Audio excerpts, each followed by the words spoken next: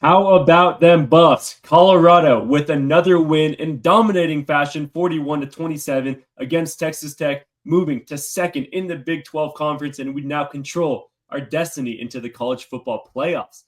Welcome to Buffs Banter, your source for Colorado football. Let's go Buffs!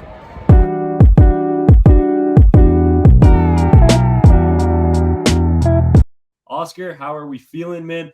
I mean, it was it was an exciting weekend. We kind of knew this was going to happen, but at the same time, there was a lot of ups and downs. Started the game off slow, but can't wait to break it down with you. For everybody listening, welcome in to Buffs Banter, presented by Believe Network. My name is Dean Frank, and I'm here with my co-host Oscar Gonzalez Moore. We have been here every game long this whole season, just breaking down every single matchup for the Buffs and this roller coaster of a season. But we are defying odds. We're breaking expectations, and we're not even close to done. Yeah, no, we are not, man. No, we are not. Especially with the Iowa State loss, like you just mentioned, we control our own destiny now. And the beginning of that game was a little shaky for me, I will say. I was not expecting that many tortillas to fly down, that's for sure, after that first score. Storyline of the game, the tortillas. And that I think that's been Boulder's kryptonite, not the tortillas. I think this is a very hungry team. Hey guys, just wanted to take a quick second to shout out Goonsville Clothing, the up-and-coming clothing brand made by a CU student for the college student. Go check them out and use code BuffsBanter. Back to the pod. But starting off slow in the first quarter, first half has always been the way to stop this team, and Texas Tech scoring 13 points in 3 drives had me definitely a little suspicious, like how the rest of the game was going to shape out. But hey, we did what we do, man. Shador, Deion, Travis, and the boys pulled it through, pulled the dub through, man. I mean, 41 points. Let's just talk about the red zone really quick. 5 for 5 in the red zone. We are, I think a top 10 red zone team in the nation right now. I'm sorry, I'm blanking on a stat that I had written up. But yeah, that is just incredible. And I know this defense, this Texas Tech defensive unit is a bottom 10 in the nation. But that being said, this is Texas football. They already had the momentum up 13-0. And for us to just go 5 for 5 in the red zone, 5 drives, 31 points straight is just, is there any team in college football that can do that? I don't know. Was there ever a doubt, man? Was there ever a doubt? I mean, that just got to be our memo from now on, because week in and week out, this team is just getting better. And it's well-rounded games, Obviously, we talk about the slow start, but after that, it was smooth sailing. Our O-line, 0 sacks led up. Are you kidding me? Cash Cleveland, the freshman, stepped in for Hank, and he had almost a 70% score from PFF. And just for him to step in as a freshman, he hasn't really gotten much playing time. I guess while I'm on this, I gotta shout out the boys who, made some noise that maybe weren't expected, because this team is really just next man up. But Amari McNeil making his first start of the year and played 65 snaps, and he had 9 tackles. Oh my God. Yeah. We talk about BJ Green. He had 10 tackles on his own. Arden Walker, 2 sacks. Bentley, 10 tackles. It's just the list goes on. Everybody's making a name for themselves, whether it's the O-line, the front 7, the defense, the D-line, the safeties, the corners. Even Shiloh got in there with that little fumble touchdown at the end of the day. Everybody's eating. We are so much more than just a 2-man show from last year. And I love it. I love Buffs football. And I think finally, I know every week we say this, that the corporate media isn't really still hop on the bandwagon, but we're ranked 18th now, and we are 3 weeks left into the season. Colorado football is the real deal. Come on now. And I think the craziest thing about the defense particularly is also we had 6 sacks last game. We currently lead the Big 12 with a total of 29. The defense was supposed to be borderline non-existent, and it's one of the best defenses in the league. You know what I mean? Big 12. Stats don't lie. Stats don't lie. I seriously don't know what type of jungle juice Robert Livingston is feeding these boys before the game, or what the hell happens in that locker room. But it's crazy, dude. It's literally, like you said, next man up, insane stuff by the Colorado defense. That locker room is so well put together, man. I mean, like, so many of these guys are, we'll see what happens next year with the team. But if a lot of these guys don't end up going to the draft next year, then I think they come back for another year with Julian Lewis, who we could also talk about a little bit later down the road. Could be switching commitment. But yeah, I mean, it's just an exciting time to be a Colorado fan. We're literally talking about, right before this, we were talking about buying our tickets to the Big 12 championship, knock on wood. But hey, who's going to stop us? We got Utah, which should be an awesome game. And then we got Kansas, who's looking better. And then Oklahoma State is just a joke now. And, like, I'm honestly okay trashing on these teams, bro, because, like, last week we low-key went in on Texas Tech. We were low-key talking, and I was thinking when we were down 13-0, I was like, oh, shit. Is this going to come back to bite us in the ass? But I have full faith in this team moving forward from this point. Definitely. And, whether you love them or hate them, the Buffs are a team that has blown miles past preseason expectations. We were picked 11th to finish in the Big 12. And now we're at second, controlling our own destiny at the top. We're 7-2, 5-1 in conference play. And like I said, we can guarantee ourselves a conference championship berth if we keep winning out. Just talking a little bit, just looking into statistics with the offensive player of the week in the Big 12, Mr. Shedeur Sanders himself. He had 291 yards, 3 passing touchdowns, and a rushing touchdown of his own.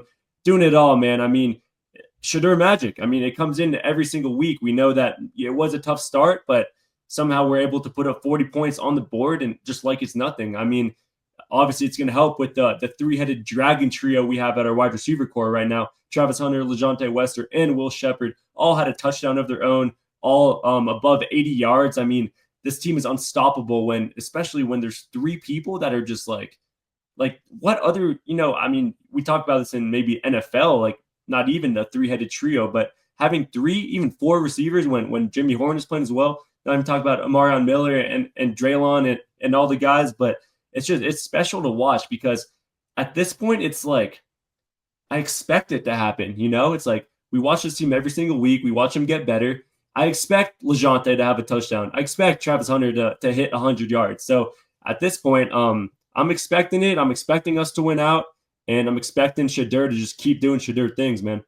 Yeah, I think the biggest shock for me from the game against Texas Tech was Shedeur only got sacked 3 times.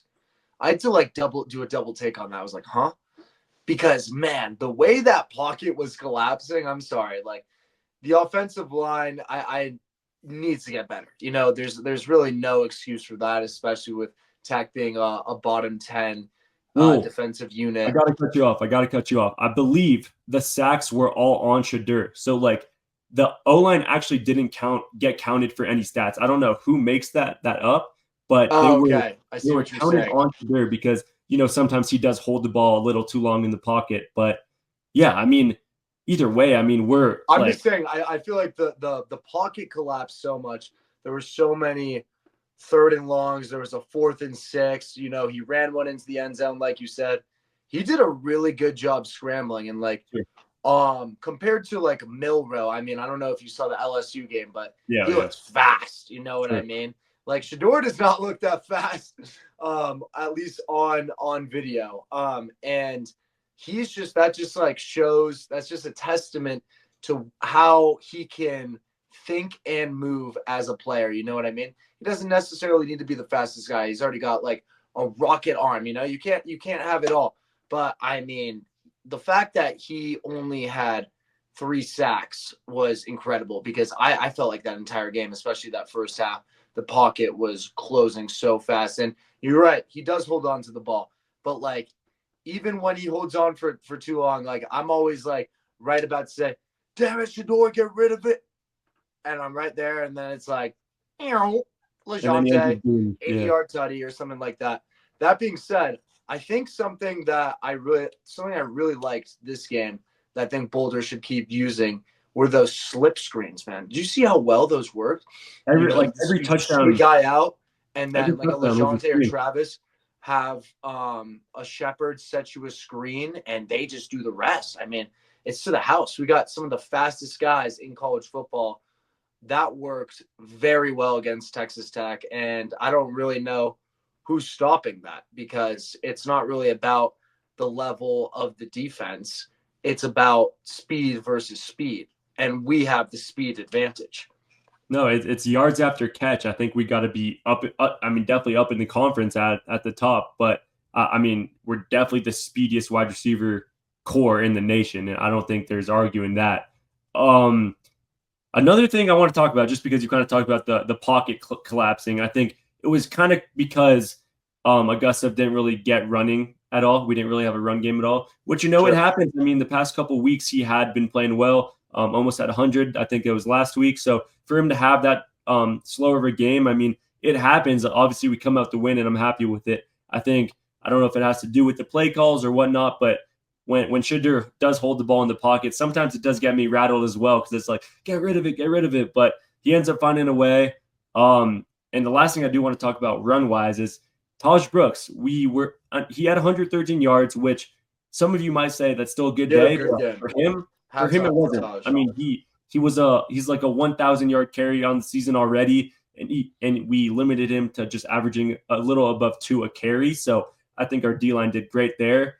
And yeah, I mean, we forced a bunch of turnovers, 3 turnovers, 2 forced fumbles, and an interception. I mean, when we control that narrative, I love our odds for sure. And after this dub, we are now plus 100 to go to the college football playoffs. And that's the thing, man. Like, I'm not saying we're going to go out there and win the college football playoffs, but nobody wants to play us in the college football playoffs. I'll say that. Sure. Like, this is not going to be, and I don't even want to, honestly, college football has been so good this year. And I think any team that makes the 12 team,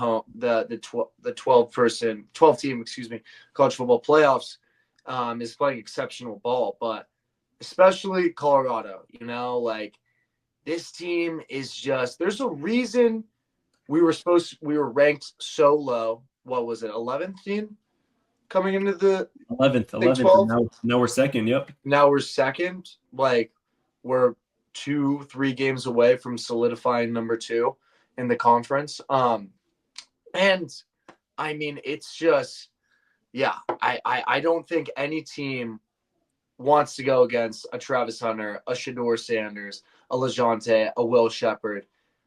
Whatever we match up against, whether that's BYU. Could we match up against BYU again in the college football playoffs? No, right? That'd be impossible. That's one thing I really want to look into. I think we are, in a weird way, we're like still in the Pac-12 like rankings when they match up. Like, we could play in the Rose Bowl, which is weird, but there are so many bowl games that we are eligible. Hey, back to LA. So I'm not sure how that works. We definitely gotta run another pod on the bowl eligibility, because at the same point, it's like we might be in the college football playoffs. Would we even play in a bowl game? I mean, we'd have the bye because we number 1 seed in the.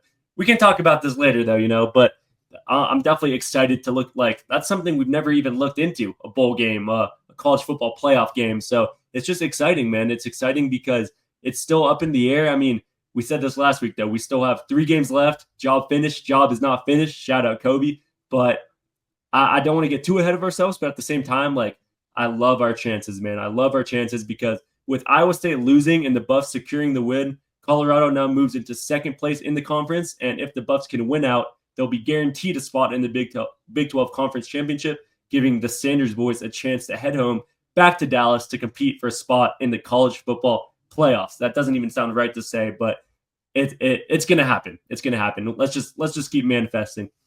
Yeah, and I honestly think the media has just been crazy too. I don't know if you saw what Stephen A said today. He's like, I think the Cowboys should just tank so they can draft Shedeur at 1 and get Deion Primetime Sanders as their head coach too. It's like, oh my God, dude. It's like, it's crazy how much of a roller coaster the glazing has been, dude. It's been insane. Like, it's been like, We lose to Nebraska, silence. Like no one's talking. You know what I mean? And then like Kansas State, like, oh, they could be legit. And now we're where we are right now. And it's just like everyone's back on the bandwagon. Like I was saying before, not saying we're gonna win the college football playoffs, but hey, you're not a team we are not a team you want to face. The Boulder Buffaloes are going to cause some noise. I feel like this is like March Madness. This has March Madness script written all over it. You know, The you Cinderella expand for story. the first time to a 12-team college football playoff. Like, there's going to be some upsets, and Yep. Boulder's going to get busy. Boulder's going to get busy. I love that. I mean, we've been underdogs all year long, all the past couple years with Deion here, and it's like he wants us to be underdogs. He doesn't even want us to be ranked. I mean, obviously being up at 18 now in the AP poll is awesome to look at, but at the same time, he's like, as he keeps saying in this press conference, he's Still like, I so don't want to be underrated, ranked. though. Yeah, I mean, we can talk about that too if we look through the whole entire list because I mean we've been trending upwards and there's no debating that. But I do like how we have the narrative of we got to work harder for it. We got to come back. We got to show grit, resilience in these games because some teams don't really have that during the season and it shows. I mean, team like Iowa State, I mean, had such a good season leading up to it, and now they're playing the worst ball they've had all season, losing 2 in a row. So we're playing the best ball we can right at the perfect time, and I'm excited. I mean, looking into we got Fox Big Noon kickoff coming back again next week, and I mean, last year that was the most fun time I had when game day and noon, and everyone was coming to cover our games. So I think it just shows like maybe at the start of the year, Fox Big Noon kickoff wasn't expecting to come back to Boulder, but they knew that to get the most exposure, to get the most just growth in general, they had to come back to Folsom, and Colorado is the place to be. Recruits, we can talk about that too because I do want to see Julian Lewis here, and that's going to switch so much momentum for years going forward. But just for now, we got 3 games left. I mean, I think we're both expecting to win out. Definitely we'll go more in depth as we go into it. In each game, we got Utah this Saturday, early morning game. But as for now, I mean, I'm happy where we're at, man. 7-2. I can't lie. I think looking back at the year, I think my final number was 7-5 on our ceiling record, which at the same point, it's funny looking back at some clips I've made earlier in the season, and people are like, "Oh, you guys are barely going to get past, Cincinnati," and it's like, all right, like that's funny. It's just funny to look back at, but being ranked 11th, now second, it's a full story moment, and I can't wait to close it off. And this. I mean, we can say it for the pod now. This is going to be our last home game as seniors, students here at Boulder. So it's going to be a big one for us.